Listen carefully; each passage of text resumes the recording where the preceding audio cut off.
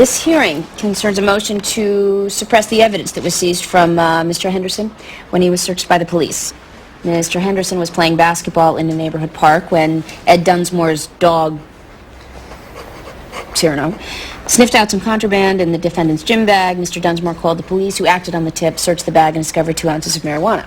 Mr. Henderson was arrested, and here we all are. Is that about it? Yes, Your Honor. Yes, Your Honor. And Mr. Dunsmore, what's up with Cyrano? How does he know what marijuana smells like? Ma'am, Cyrano was trained to detect drugs hidden in shipments offloaded in Boston Harbor. I got him when he cashiered out of the Boston PD, ma'am. And why were you in the park that day? I'm a member of the Neighborhood Watch program, and that's where this little scumbag hangs out. Alleged scumbag, Mr. Dunsmore. What, ma'am? Stop calling me ma'am. It makes me feel like the Queen Mother. Judge Gray or Your Honor will do. Yes, ma'am. Your Honor, the police had no probable cause to search my client's gym bag. There might have been a sandwich in there. I could have gotten his attention, too. The dog knows the difference between contraband and a sandwich, Your Honor. These are highly trained dogs. This was a good search. She makes a good point, Mr. Martlett. And neither Mr. Dunsmore nor Cyrano was working for any law enforcement agency at the time, so they weren't subject to constitutional restrictions on search and seizure. Mr. Dunsmore was merely reporting what he believed to be a crime. May I remind the court that this is a case dispositive motion. Allowing this would be tantamount to dismissal of the charges. Thanks for the news flash, counsel. These are murky legal waters. I want counsel to submit your arguments in writing, citing precedents to support your case. Moving on. Donna, your hair. Do you like it? My stylist thought my hair looked a little lachrymose. Lachrymose? It means really sad or inclined. No, I know what it means. I've just never heard it applied to hair. Do you like it? It's nice.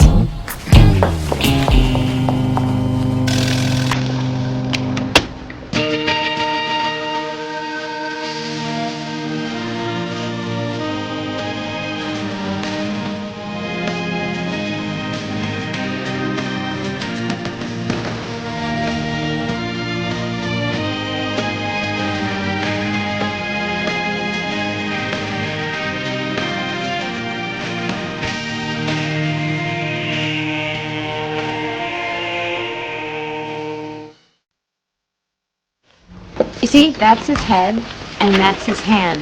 He's sucking his thumb. Do you see it? Vaguely.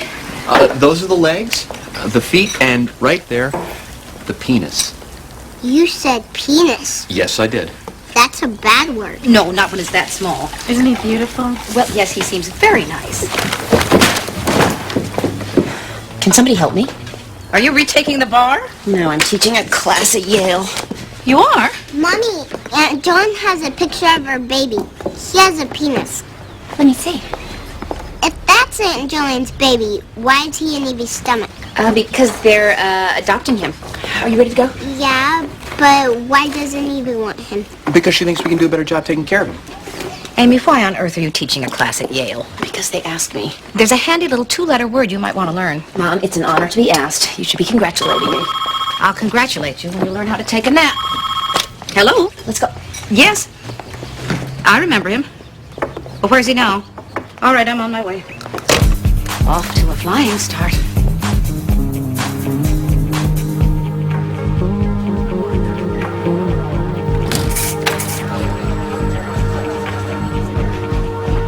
Joe Bouzzard. We meet again. What's up, Miss Gray? How you doing? I'm a little testy since I didn't finish my breakfast. The next time you decide to shoplift something, why don't you wait till after lunch? Okay. Yeah, but only for you. It's been a long time. Are you 16? I'm 15. I trust you put the last 5 years to productive use. Still in school. Ain't been in jail yet. Still in foster care? No, I'm back home with Dad now. Has he stopped drinking? Yeah. You know, has trouble working though. He still gets depressed about my mom. You remember about my mom? Yes, I remember. That was very hard on you. Well, I'm doing good now though. Then why have they detained you in a department store? Why did you call me? Why not call your dad? You were always straight with me back in the day. Look, I messed up, I know. You know, but I'll pay for that aftershave. That's up to the store. What are they gonna call the cops? I'll talk to the police for you.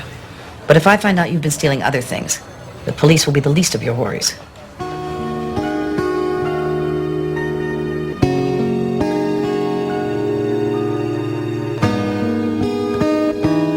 I got a call from one of my moles at HPD. The vice president of the Chamber of Commerce got whacked last night in a carjacking. My God, what happened? If I knew that, what the hell would I need you for?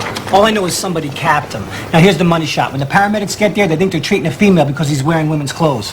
Wow. The best part? The guy's a militant homo hater. That's fun. All right, I'll start with the cops. What happened is going to be on the radio in 1 hour. Go talk to the grieving widow and ask her about his clothes. Why would she want to talk to me about that? Because you are going to sweet talk her into spilling her guts. And then you're going to write it up and you're going to get it to me yesterday. Hey, Diane, get me Zach Benton on the phone. I want to talk to him about his op-ed piece. You got it. Let's go, Vincent. We don't have all day. Ms. Romano suffered a brain injury 5 years ago that left her with the mental capacity of a 12-year-old. As tragic as that accident was, DCF is convinced it rendered her an unfit mother as well. How so? The baby, 10 months old, is significantly behind the birth rate growth curve. This clearly constitutes a failure to thrive and justifies the removal of the child from the home. Is there any father or family? No husband, no family. Well, I see Ms. Romano has been evaluated previously as to her mental condition. What brought this to your attention? We were called when she brought the baby to the hospital due to a high fever. So it's due to the weight loss that DCF feels Ms. Romano is challenged beyond her abilities? Yes, being underweight can be very detrimental to an infant's development. And as the child becomes older, her needs will become increasingly more demanding. Martina, do you know why you're here? Some people think I can't take care of Elena. But I can. May I see Elena?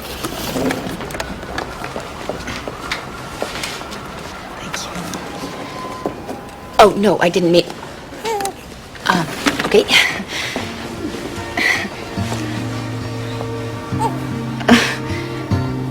She's beautiful. Her name's Elena. She's my daughter.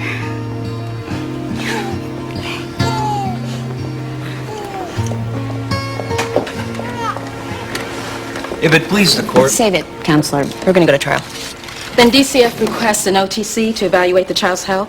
Fine, Miss Richardson. I'm issuing an order of temporary custody for Elena Romano effective immediately.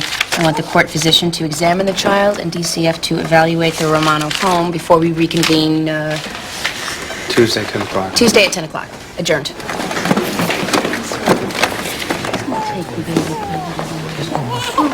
Why are they taking her?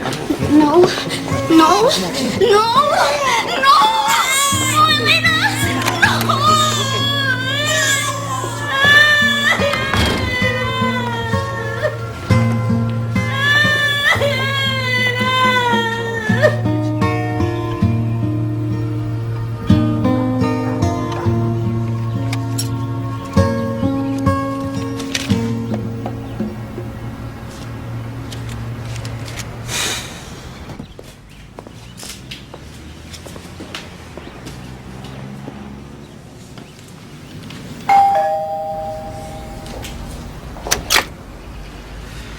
Marcy Watson?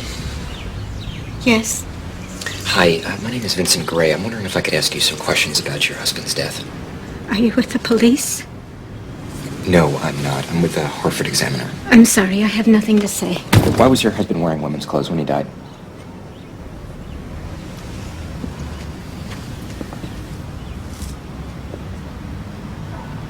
Did you say your name was Vincent? Yes, ma'am. Vincent. Please, leave us alone. I'm sorry about you.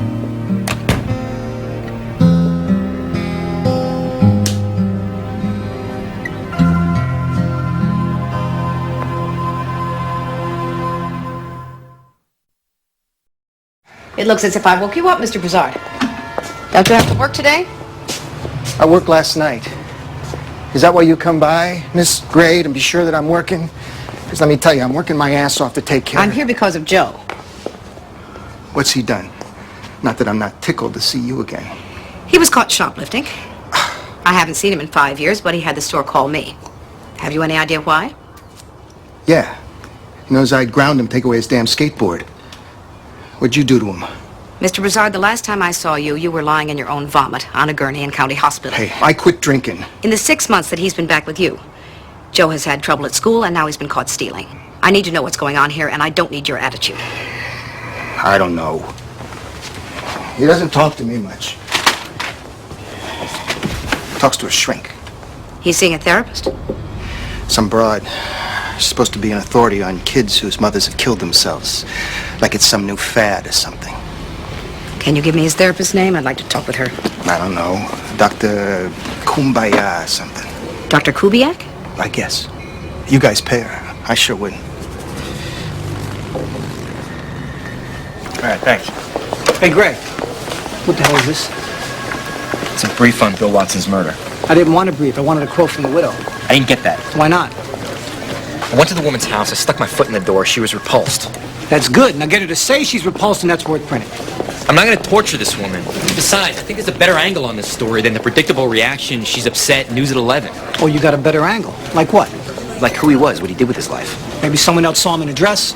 I don't know. Maybe. I need to do some research. Just give me one day. Did you hear that, everybody? Vincent wants another day.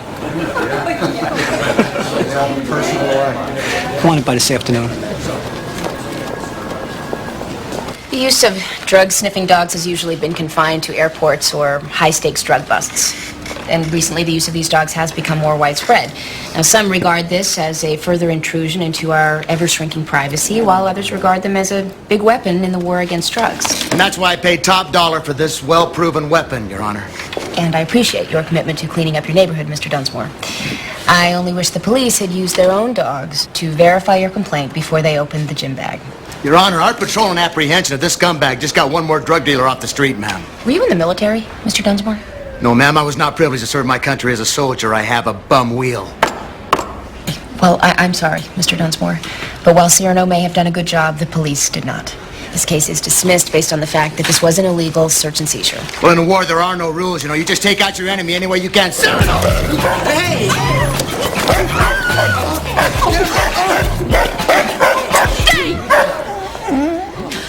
You better get your dog out of here, or you will find yourself cuffed and jailed. A man should have the right to protect and defend his own neighborhood. But don't like that! I'm not the bad guy here! Cyrano, come! It's great. I'm surprised we haven't met. I do a lot of work with DCF. Your reputation precedes you, Doctor. You've read my books? No, but I saw you on the Today Show. Oh, that was a nice spot. So, what can I do for you? I'm working with Joe Broussard. I understand that you've been seeing him for a little over a year. Oh, yes, your office referred him. I specialize in adolescent grief therapy. Yes.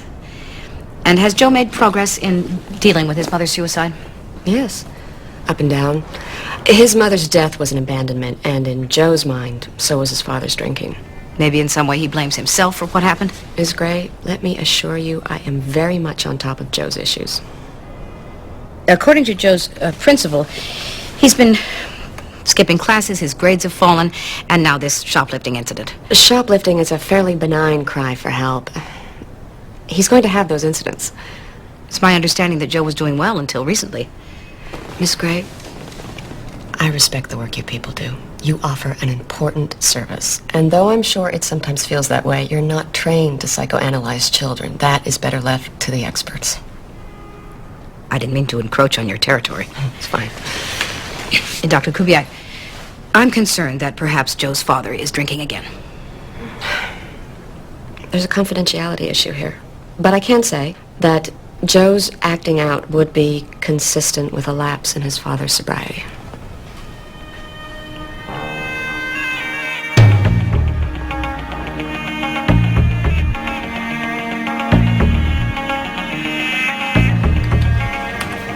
That'll do it. You cut all the pertinent details.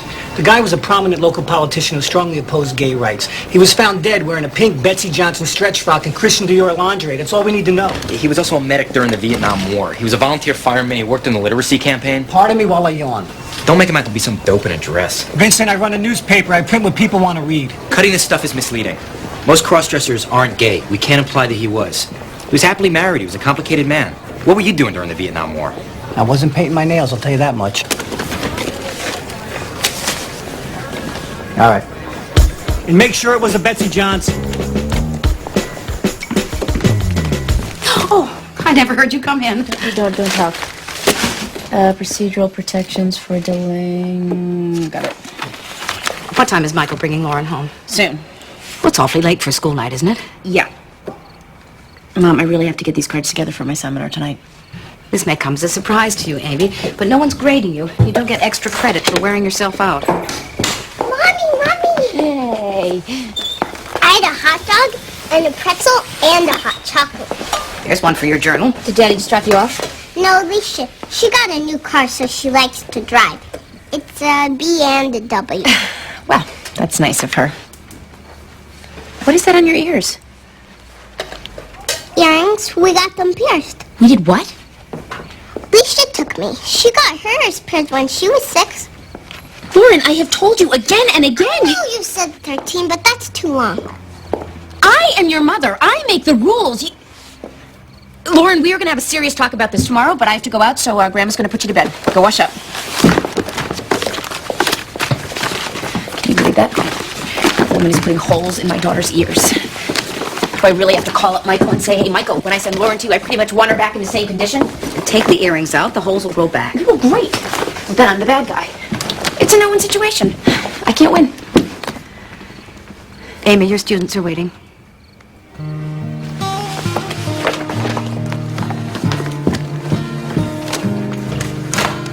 Poor things.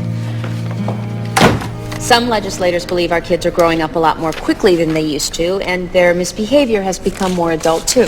Therefore, the juvenile court system has gone from an exclusively rehabilitative system to a system that incorporates both rehabilitation and retribution. Are there any questions? Guy in the blue sweater. What are your views on sibling visitation and placement, looking at, for example, In re Hugo in Massachusetts? Well, I'd really prefer to stick to Connecticut law. I'm much more familiar with... Are you saying you're not familiar with Hugo? No, I've heard of it, but you have no idea how much material I have to read. So let me write that down, and I'll have a better informed answer for you next week. Any other questions? Yeah. We've been having long discussions in every law class on the new study out of Harvard concerning teenage boys and their changed status in society since World War I. As a family court judge, how does that study affect your court? Well, very little, since most of the teenage boys I see haven't read the study.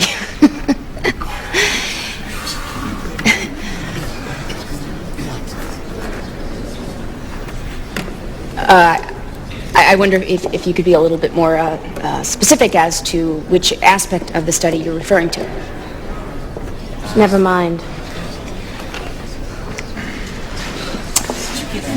No. Well, we're out of time, so see you next week.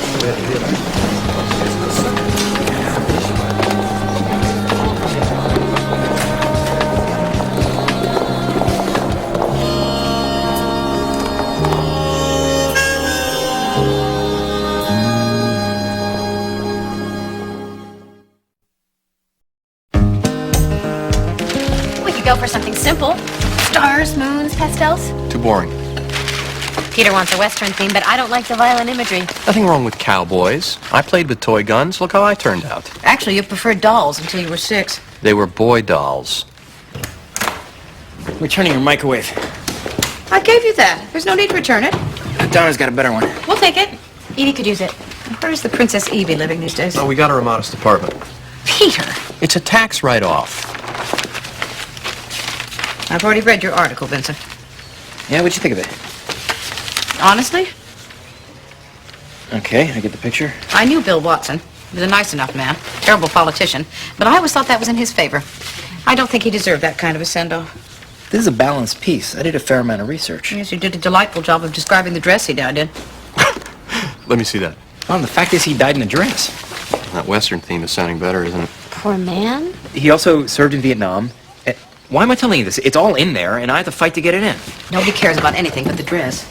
That's not my fault. Vincent, you never asked me what I thought of your becoming a journalist, but now that it's come up, You're going to tell me. it's not a noble profession. It was at one time, maybe, but now it's nothing but glorified mudslinging. You're better than that. You think we should cover up the fact that he died dressed as a woman? Oh, I love Betsy Johnson. I'm sure it's someone's job to tell that story. I can't believe it's yours.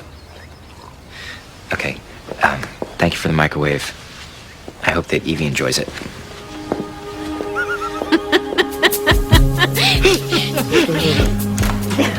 Give it to me. Oh. All I wanted to do was go home and put on my jammies and buy every piece of bad jewelry off the Home Shopping Network. I tried to tell you. I got off to a slow start. I'll win him over. Do you really need a bunch of self-important law students to validate you? No. Yeah, maybe. So I need the odd pat on the back. How does that distinguish me from every other overachiever? Hi, Judge Gray. Hi, Donna. Is she starting to look like me? She's trying. Some people think they're creepy. Well, my dad calls them rats with wings. Well, they may not be very classy, but there's something straightforward about them. As in, hey, you've got bread and an opposable thumb. Tear me off a piece. Joe? I've talked to your dad. I've talked to school, your therapist. Nobody seems to know what's going on with you. I'm just chilling. You know, doing the school thing, seeing my shrink. Shoplifting? I know, that was a one-time deal. Do you think about your mother a lot? Yeah. You know, but I try to keep it together for my dad. He still has all our clothes and stuff. When you lose someone that you've loved and made a life with, the pain lasts for a long time. One day, Amanda and I were driving around, and I saw my dad alone, just staring down at the road. Joe, did you say you and Amanda were driving? Do you mean Dr. Kubiak? Yeah, she drove me home a couple of times after our appointments. But you said you were driving around. Did I? Yeah, I meant she was just driving me home. Why were you and Dr. Kubiak driving around? You wouldn't understand. Try me. Dr. Kubiak and I just have a special friendship.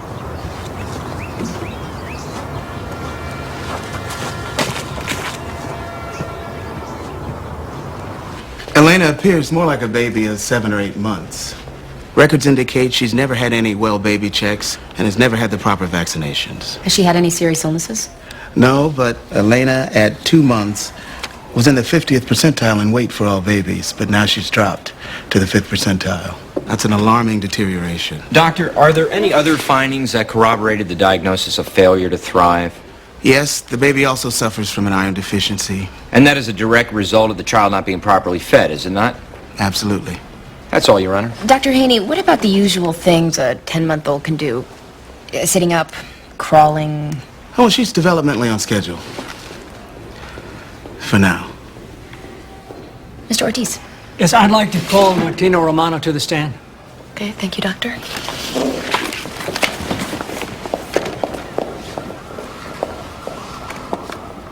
Ms. Romano, you are Elena's mother, Yes.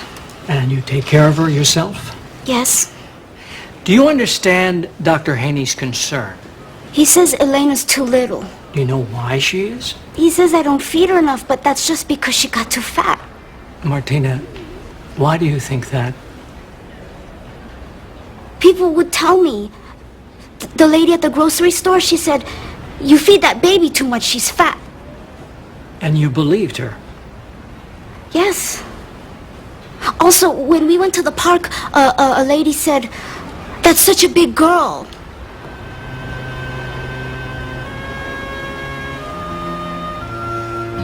I didn't want anyone to laugh at Elena. I am so sorry to be late. Oh, well, we're all allowed a little controlling behavior now and then. I realize that your time is valuable, so, I had an opportunity to speak with Joe Broussard this morning, and I am disturbed. How so? He seems to think that you two have a special relationship. Well, that's not surprising. It's called transference.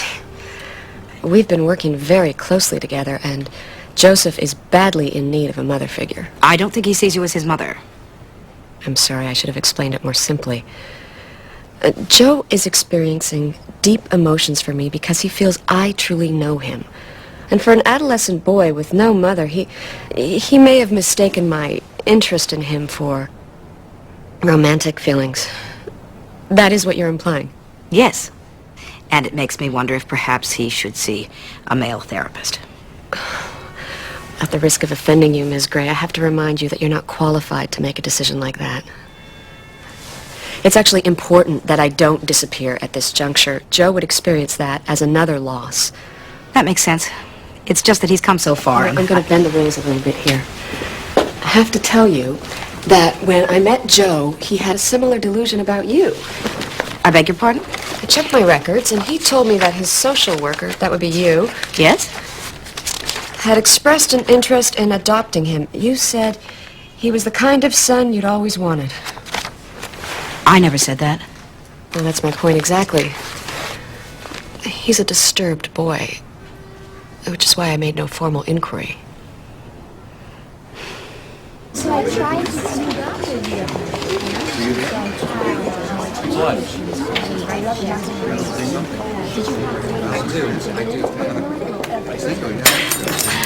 You're Lauren's mother. Oh, I would know you anywhere, even if I hadn't seen your pictures. Hi, Alicia. Hi. I think it was such a healthy idea for us to meet.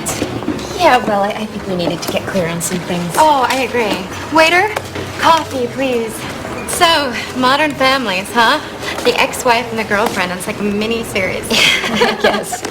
Listen, before you say anything, I just want to tell you what a fabulous kid I think Lauren is. But I'm always telling Michael, Amy must be an incredible person. Michael gives you full credit for the way she's turned out. Oh, that's nice. Ladies, Thank you. I will have a fruit salad with low-fat yogurt. Could I get a grilled cheese on rye? Thanks. Sure, if you're born with that body. Michael's right. You are stunningly beautiful. Michael said that. Thank God I've had therapy, huh? Well, look, Alicia, we don't really know each other, and the thing is, the only thing we have in common is my ex-husband and my daughter, which means that... Don't worry. I'm not threatened. Really. I mean, Michael said your marriage was like the Hindenburg, which I guess was a pretty big disaster. Oh, I mean, he respects you and all. Don't get me wrong. I'm upset because you took Lauren to get her ears pierced. Really? Of course, really. I told her she couldn't do that until she was 13. I had no idea. Well, I assumed that before you allowed my daughter to have her body permanently altered, that you'd think about consulting me. I guess that I thought it might create a bond between the two of us. Well, I'm sure it has, but I'm the mother. I need to be consulted. Michael thought you might take Lauren's attachment to me very badly. Well, Michael's wrong. I'm glad she has you in her life. The more people who love her, the better. Really, Amy? Yeah. Really, Alicia. Okay. Maybe I did step over the line. But look, the truth is I'm a part of Lauren's life, like it or not. And I can't call you every time I want to put a curler in her hair. Well, fine. Curlers you don't have to call. Drilling holes you do. And as far as being a part of her life, that's fine. You're a part. You're not the center. You're not a parent. I'll pay. That's okay. Michael said that you always like to have the last word. You know, Alicia, you might want to watch how many sentences you begin with Michael said. People might think you didn't have thoughts of your own.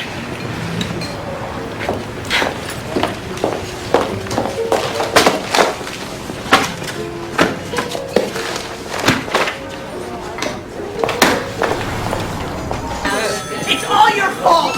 What did you do? What did you say? Joe, calm How could you do this? I trusted you! Let's go somewhere where we can talk. She says she can't see me anymore. I mean, what's that about? Did you threaten her? Dr. Kubiak and I talked. It seemed obvious to both of us that you have an unrealistic idea of the nature of your relationship. Well, she said that? Joe, she's your therapist, that's all. Anything else you've imagined is all wrong. Oh, yeah, it's in my head. I made it all up. Maybe you've romanticized her. Look, I am not crazy. She told me she loved me. She said it was real, that it wasn't just about sex. What do you mean? It wasn't just sex. That's English, isn't it? Joe, do you really think you have that kind of relationship with Dr. Kubiak? She made me swear on my mother's grave that I would burn these. But I didn't do it.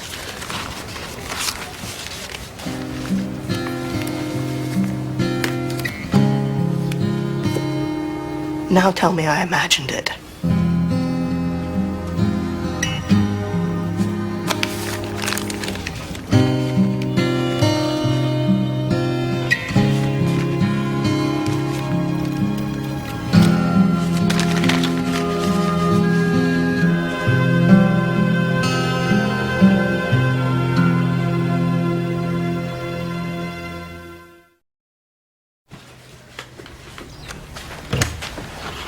Hey, Amy up?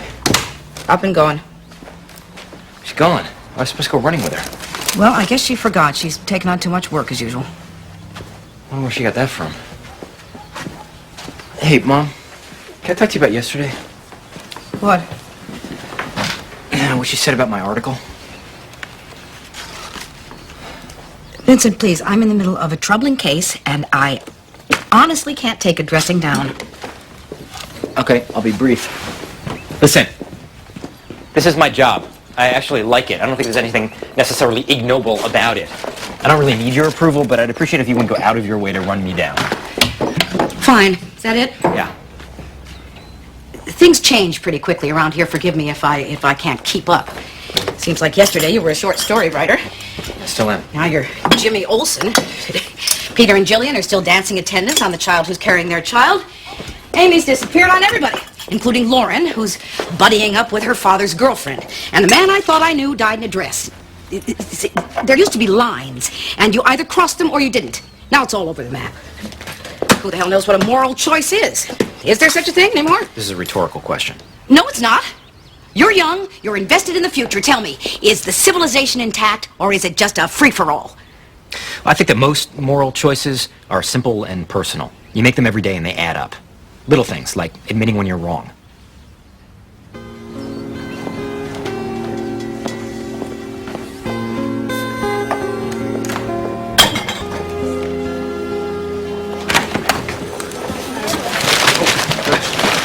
Judge Gray, I'm sorry. That's all right, Bruce. Just came in early to work on this Yale thing. Right. How's that going? It's a hellish nightmare with a hair stuck to it. Did you know the day Winston Churchill became Prime Minister of England, his aides woke him up that night to tell him that the Nazis invaded France? No, I didn't. I try to remember that when I think I'm having a bad day. Yeah, perspective. Just what I need. And thanks for reminding me of yet another thing I didn't know. See you in court.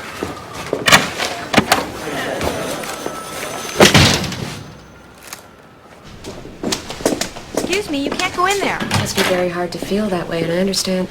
Miss Gray, what do you think you're doing? The police would very much like to talk to you, Dr. Kubiak. About what? They have a warrant for your arrest. Katie, wait outside. All right.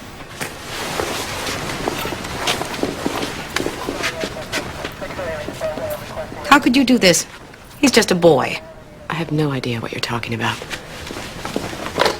I hope that's your lawyer you're calling. It is, and I hope you're prepared for a protracted lawsuit. Do you have any idea who I am? I am an undisputed expert in the field of child psychology. And a statutory rapist. How dare you?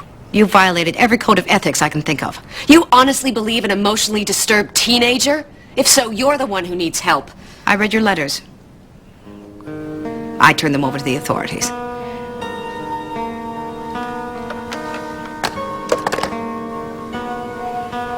This is a colossal misunderstanding. I couldn't agree more. While it's true that Ms. Romano's baby is underweight, there are two categories of failure to thrive. One is environmental, where the atmosphere is so stressful that the child can't eat. The other is failure to provide adequate nutrition. It is this second category that brings Ms. Romano into the court. However, Ms. Romano did not underfeed her baby out of neglect. She did so out of concern, a desire to be a good parent. Because of her special circumstances, she is limited in her understanding of how to do that. It's my opinion that with proper guidance, this situation can be remedied. I hereby give custody of Elena back to her mother. Thank you, Judge Gray. Thank you so much. You're a very good judge.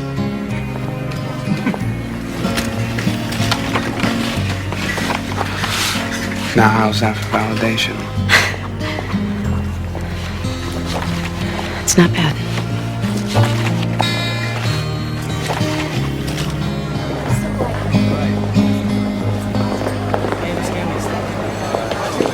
Donna?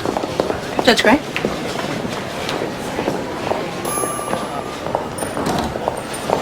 Straighten your hair. Don't dress like me.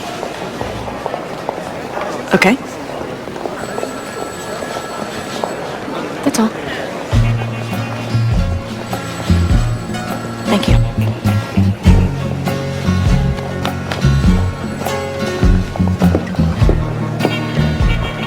There is a line. There's a line.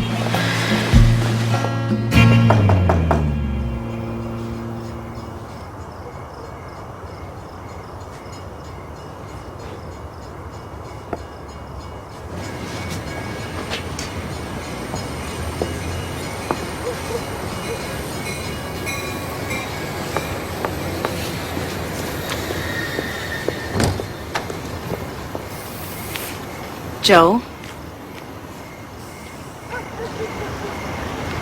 Don't come back here.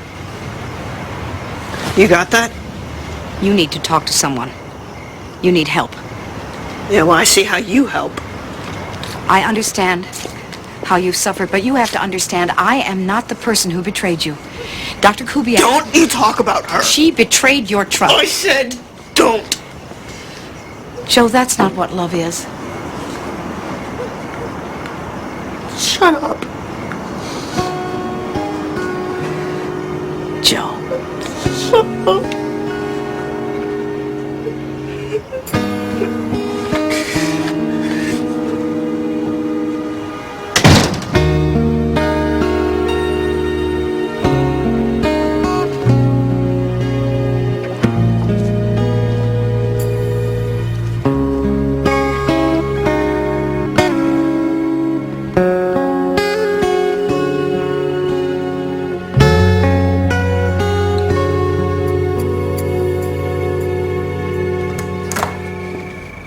What are you doing here? Babysitting. Amy's teaching, remember? Oh, yes. Can I fix you something to eat? No, thanks. I gotta get home. There's a tuna casserole in the fridge, and it'll only take a minute. I already ate, thanks. Well, good night, then. Good night.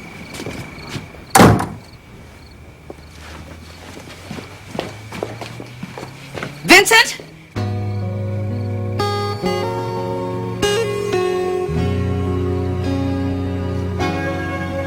Okay, moving on to... Excuse me.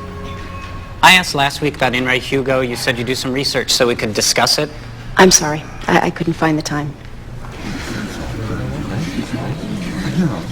With all due respect, I was promised an overall view of family law, not just what you happen to be familiar with. And you are? Eric Mullins.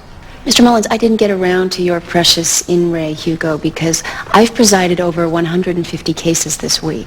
And when I do get to it, that kind of work will be done by some lowly clerk who most likely will be some contumacious parvenu like yourself. What does that mean? Do some research on it and get back to us next week. Any other questions?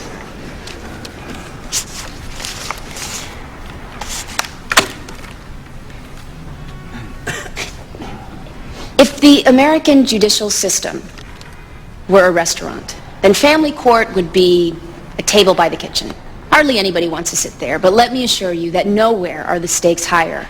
For example, you wear the robe for this one, Mr. Mullins. An adopted 30-year-old woman has located her birth mother and wants to talk to her, citing her right to know her heritage. The mother has no desire to reunite and argues that the state promised her anonymity for life. What do you do? I do a search through case law to find rulings in similar cases. Well, you don't have time for that. You've got 30 cases that day, and the presiding judge considers your docket light already. Then I make a lowly clerk do it. And what are you doing? Showing slides from your last vacation? You're hungry. You miss lunch because of a judicial pretrial. The parties are getting restless. People are impatient. The lawyers are screaming. The babies are crying. What do you do, Mr. Mullins? You're the judge. What? I carry it over till next week. It's getting a little hectic in there for me. I mean, you laugh, but that is an accurate picture, and the case is real. People think that the law will fit neatly into any scenario brought into court, but it seldom does. A fair decision requires interpretation, the influence of similar precedents, and gut instinct.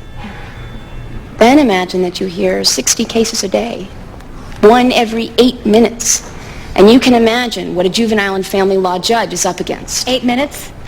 We only had 3 cases on our last exam and we had 2 hours? Then enjoy your time here. And when you leave, come out with guns blazing. It's going to be about 20 years before you have time for a decent nap. The law is a living thing. It evolves every day, every minute. It changes so quickly that most of the rulings you've memorized will be obsolete before you pass the bar. But here's the one thing that doesn't change. The family. And while our definition of what family is changes all the time, the family remains the cornerstone of civilization.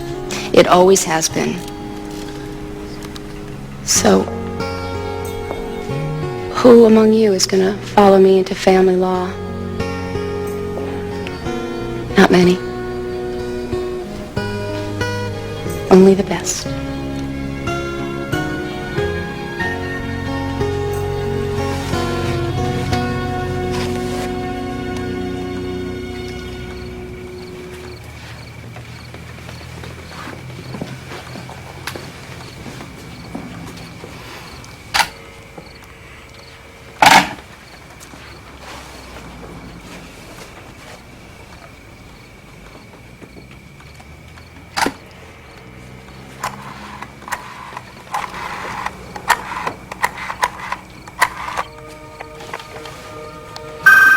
Hey, this is Vincent. Leave me a message. Vincent, I was wrong.